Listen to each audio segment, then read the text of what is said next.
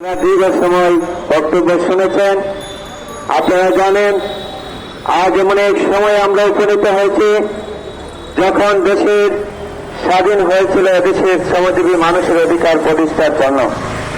দীর্ঘ 52টি বছর পেরিয়ে আমরা লক্ষ্য করেছি আজও বাংলাদেশের মানুষের স্বাধীনতা সার্বভৌমত্বের মৌলিক যে উদ্দেশ্য ছিল সেই উদ্দেশ্যগুলো আজও বাস্তবায়িত হয়নি। আপনারা লক্ষ্য করেছেন আজকে বাংলাদেশে যেখানে দেখবেন নির্যাতন সেখানে দেখবেন শ্রমিকরা নির্যাতিত হচ্ছে। আজকে বাংলাদেশে দেখবেন যেখানে মানুষ অবহেলিত সেখানে আমাদের শ্রমিক ভাই বোনেরা অবহেলিত।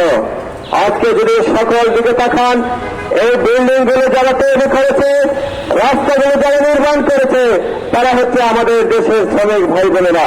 কিন্তু দুর্ভাগ্যজনক হলো সত্য আমাদের শ্রমিক ভাই বোনদের জন্য আজও একটি